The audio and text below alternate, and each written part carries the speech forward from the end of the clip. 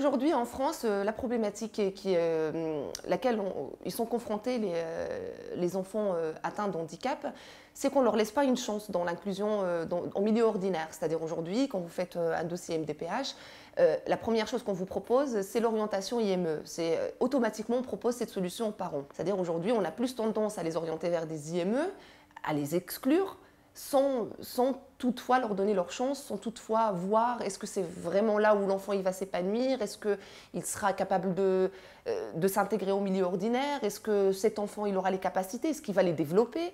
Mais le problème aujourd'hui, c'est qu'on est confronté souvent à ce genre de situation où on vous dit la place de votre enfant, c'est dans un IME, tout simplement, tout bêtement.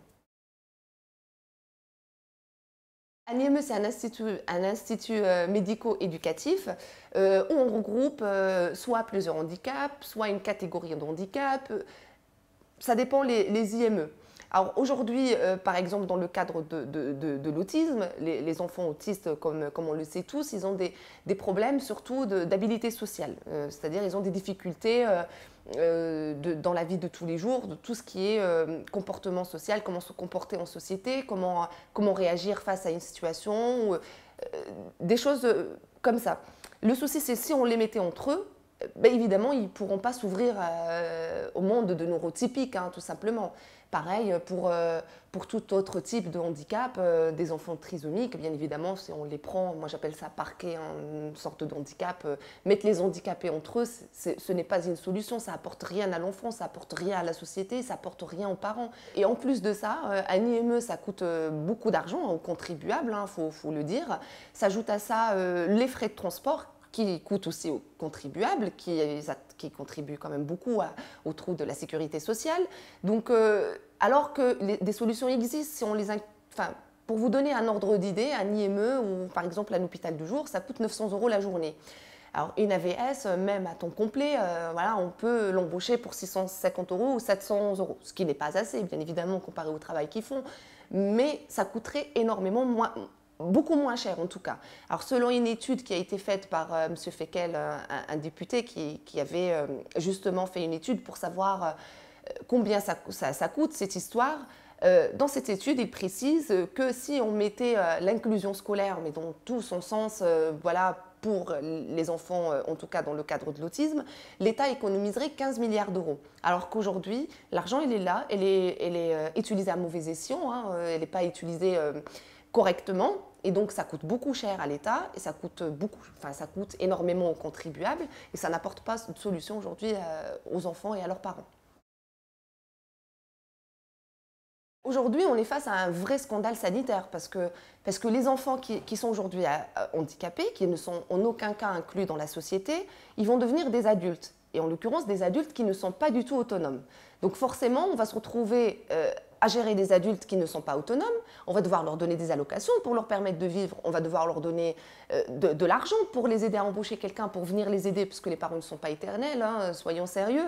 Et à un moment ou à un autre, il faudra créer plus de structures pour les personnes adultes, alors que même aujourd'hui, on est face à une demande croissante et qu'il n'y a pas assez de place.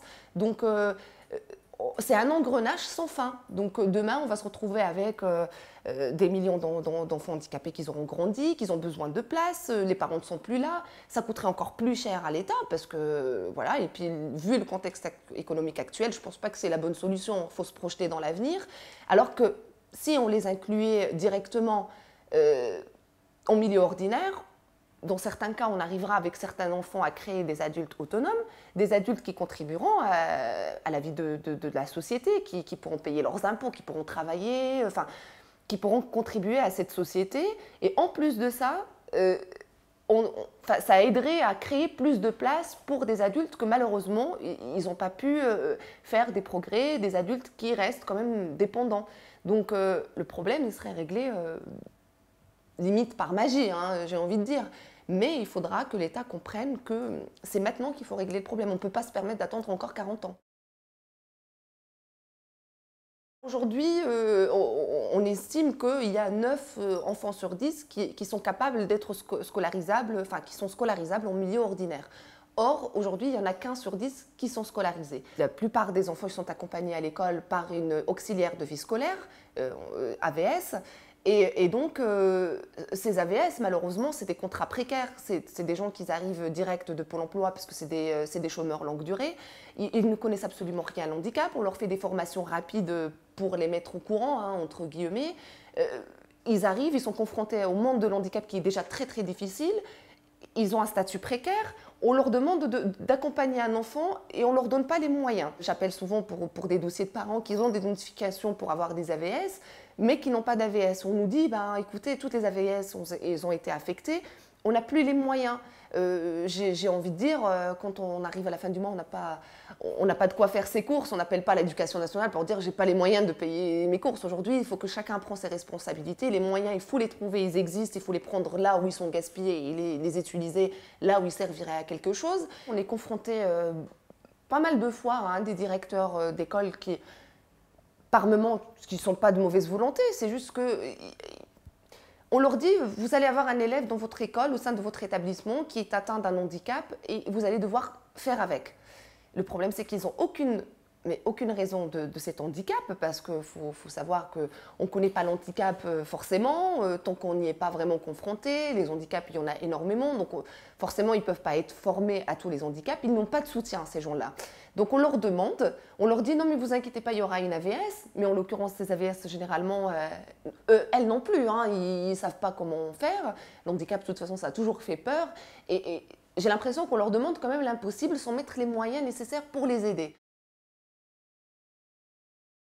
Au ministère de la Santé, on nous avait avancé, mais vous savez, c'est très difficile parce que là, ça rentre dans le domaine de l'éducation nationale. Et quand nous avons été reçus au ministère de l'Éducation nationale, on m'a dit, mais vous vous rendez compte, ça rentre quand même dans les compétences de la santé. Mais le souci, c'est que nos enfants, ils sont handicapés, ils relèvent de la santé pour ce qui est santé, pour ce qui est soins. Ça, c'est réel. Mais de l'éducation nationale aussi, parce qu'ils ont besoin aussi d'éducation, c'est leur droit d'avoir accès à l'enseignement. Donc, qu'est-ce qu'on fait? On a l'impression que chacun, il envoie la faute, enfin pas la faute, chacun il se dédouane un peu sur l'autre en espérant que l'autre il va faire le travail à sa place. Et aujourd'hui, moi je pense que la meilleure solution, c'est de faire une réunion entre ces deux ministères pour qu'ils puissent parler de la question du handicap. Le ministère de la Santé et puis notamment le ministère chargé de l'handicap, ils ont des budgets, mais ils ont aussi des instituts médico-éducatifs à financer. Et forcément, cet argent, ils en ont besoin là et ils ne la bougent pas. Il est hors de question pour eux de donner ne serait-ce qu'un petit peu de cet argent pour l'éducation nationale. Et l'éducation nationale, elle est censée composer avec les moyens qu'elle a.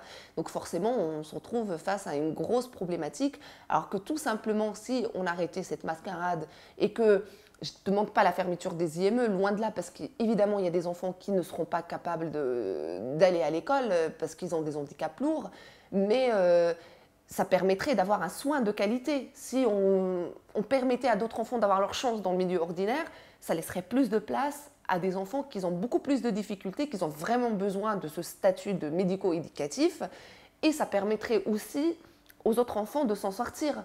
Donc l'un dans l'autre, chacun il en trouve son compte.